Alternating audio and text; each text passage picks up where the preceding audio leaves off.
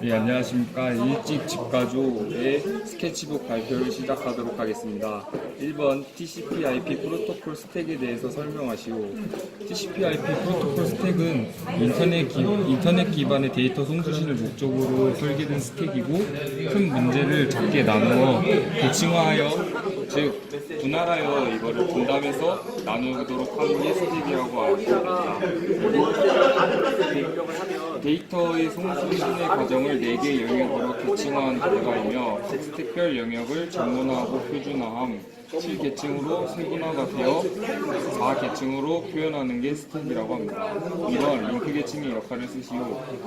물리적인 영역의 표준화 결과 랜, 웬, 앱과 같은 물리적인 네트워크 표준 관련 프로토콜이 정의된 영역입니다. IP 계층의 역할을 쓰시오. IP 계층은 먼저 IP는 인터페이스 프로토콜이고, IP 계층은 경로의 설정과 관련 있는 계층입니다. 4번 트랜스포트 계층의 역할을 쓰시오. 트랜스포트 계층은 실제 데이터의 송수신과 관련 있는 계층이며 전송 계층이라고도 합니다. TCP는 데이터의 전송을 보장하는 프로토콜이며 신뢰성을 보장하고, UDP는 신뢰성을 보장하지 않기 때문에 상대적으로 TCP의 구조가 UDP보다는 복잡해질 수밖에 없습니다. 그래서 TCP는 3웨이 핸드쉐이킹을 이용하게 됩니다. 5번 애플리케이션 계층의 역할을 쓰시오. 애플리케이션 계층은 응용 프로그래밍 프로토콜을 구성하는 계층이며 소켓을 기반으로 완성하는 프로토콜을 의미합니다.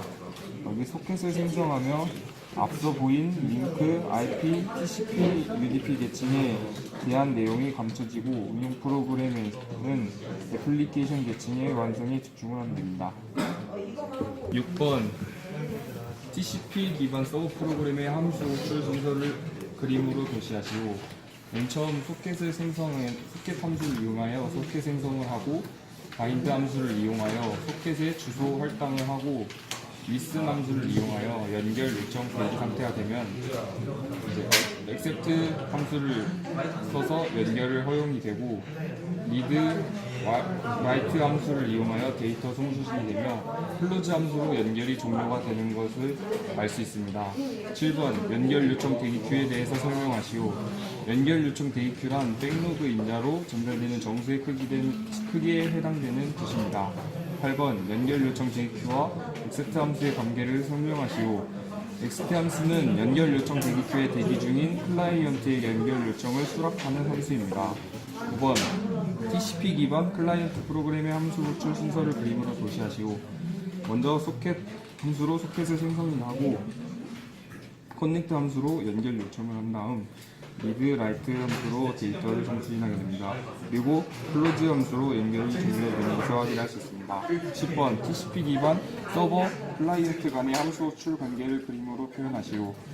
먼저 서버에서는 서버와 클라이언트 동시에 소켓을 생성하게 되고, 소켓에서는 바인드 함수를 이용하여 주소를 할당하게 됩니다. 거기에서 listen 함수로 이제 연결 대기 요청이 되게 되는데, 이때 클라이언트에서 커넥트 함수로 연결 요청이 들어가게 되면 이제 accept 함수로 연결 요청을 수락을 하게 되고, 그 이후에 클라이언트에서 다른 클라이언트가 요청이 되게 되면은 exit 함수 다음 이후로 넘어가게 되어 바로 서로 read, write 함수를 이용하여 서로 데이터를 송수신하게 됩니다. 그렇게 송수신이 완료가 되면 close 함수가 실행이 되어 연결이 종료되는 형태를 띠고 있습니다. 이것으로 1조의 발표를 마치도록 하겠습니다. 제11번 기존의 서버 프로그램의 문제점인 이례적인 응답의 종료 기능을 개선하기 위한 방법은 무엇인가에 대해서 설명하겠습니다. 우리가 지금까지 했던 헬로 월드라는 서버는 한 클라이언트의 요청에만 응답을 하고 바로 종료되어 버렸습니다. 이게 문제인 건데, 그것을 해결하기 위해서는 accept, 즉 반복문을 삽입을 해서 accept 함수를 반복을 호출해야 합니다. 즉 이게 함수가 호출된 다음 입출력 함수인 read, write 함수를 호출하고 있고, 이어서 close 함수를 호출하는데, 이는 서버 소켓을 대상으로 하는 게 아니라 accept 함수의 호출 과정에서 생성된 소켓을 대상으로 하는 것입니다. close 함수까지 호출되었다면 한 클라이언트에 대한 서비스가 완료된 것이고, 그럼 이어서 또 다른 클라이언트에게 서비스하기 위해서는 다시 offset 함수로 호출을 해야 합니다.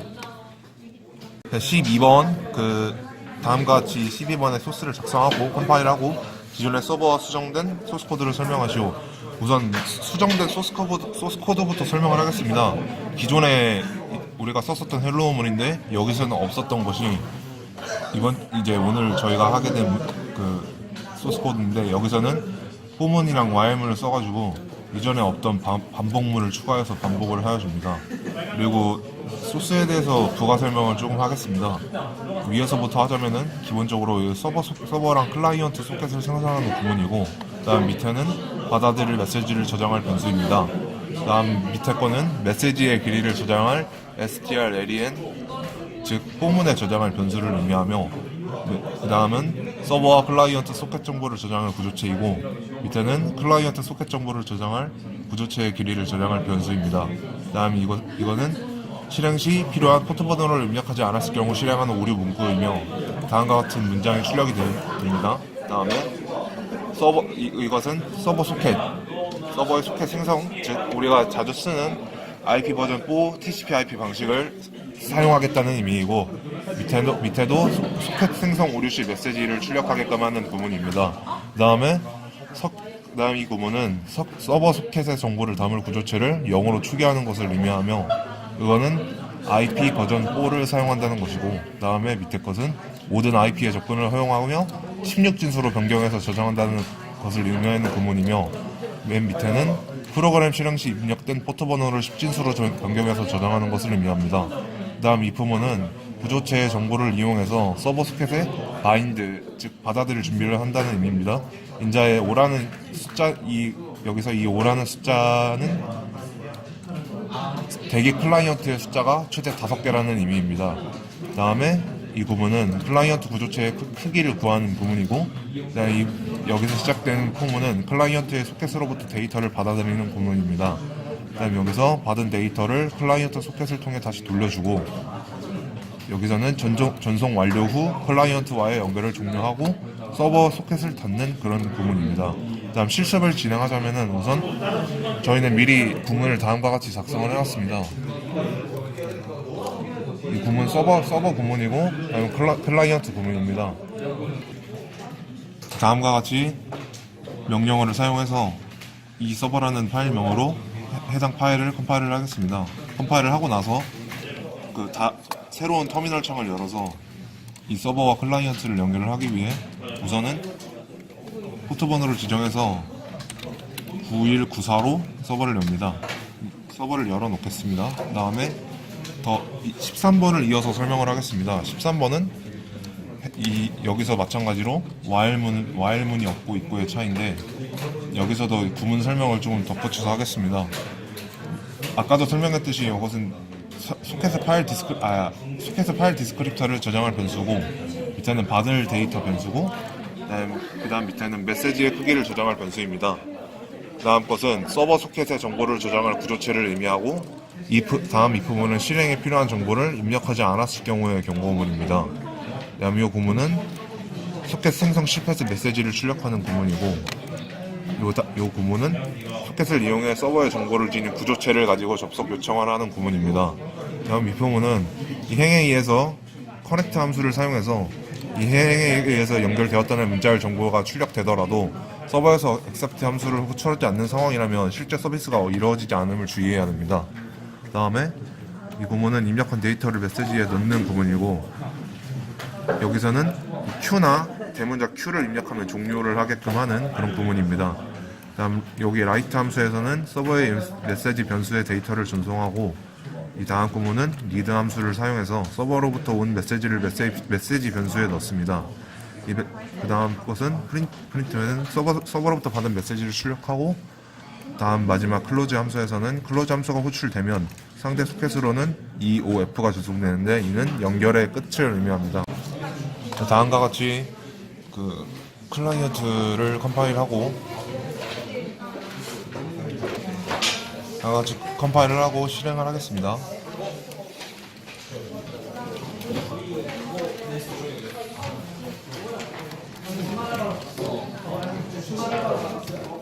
여기서 9194로 포트 지정을 했기 때문에 9194로 하면 됩니다. 이것은 루프백 주소이고, 다시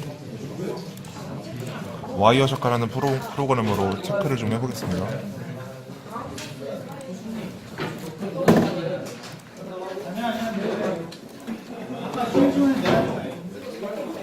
다시 루프백 주소 저희가 쓴 것을 실행을 해두고 연결을 해서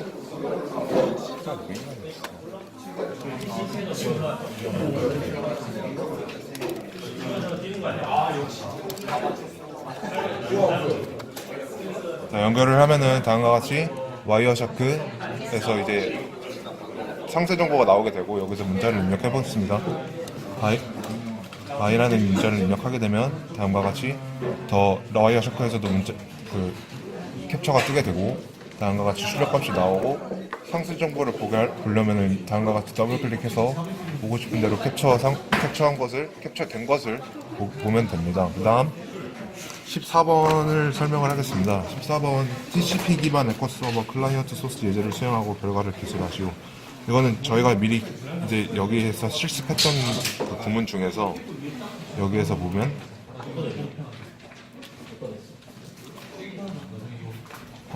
이 구문입니다. 여기서 45번째부터 48번째 구문이 문제가 되는데, 이 구문은 지금 저희가 한 것은 컴퓨터도 가깝고 이제 오류가 발생할 확률이 높기 때문에 정상적으로 실행이 되는데, 원래는 이게 잘못된 가정이 존재하는 함수이고 문제가 충분히 생길 수가 있습니다. 이거는 read write 함수가 호출될 때마다 문자열 단위로 실제 입출력이 이루어지는데, 이게 함수를 호출할 때마다 하나의 문장을 전송을 하니까 이렇게 가정하는 게 무리가 아닙니다. 근데 TCP는 데이터의 경계가 존재를 하지는 않습니다. 그래서 위에서 구현한 클라이언트는 TCP 클라이언트이기 때문에 둘 이상의 라이트 함수 호출로 전달된 문자열 정보가 묶여서 한 번에 서버로 전송될 수가 있습니다.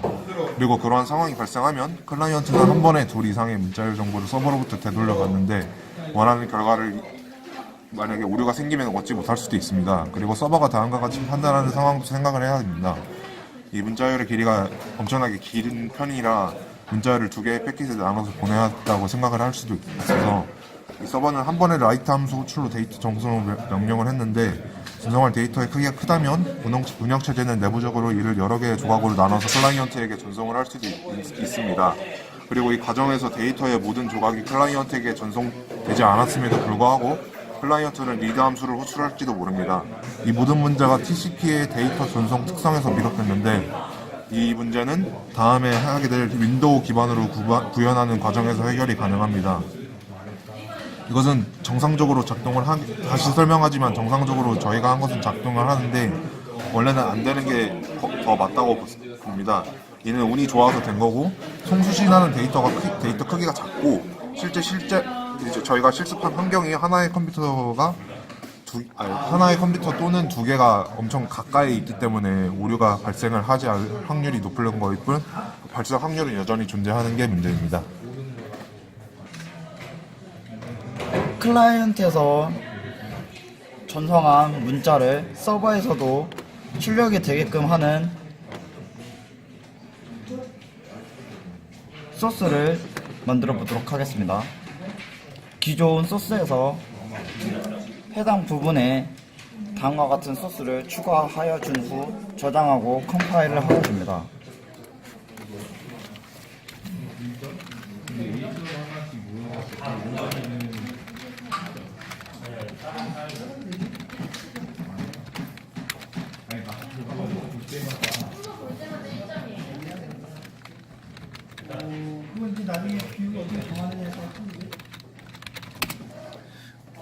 그 후 서버를 실행하여 줍니다.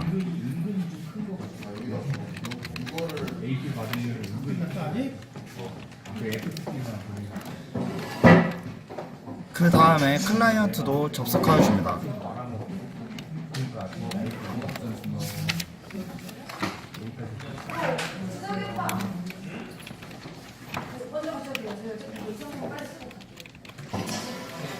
그 다음에 클라이언트에 문자를 입력하여 줍니다.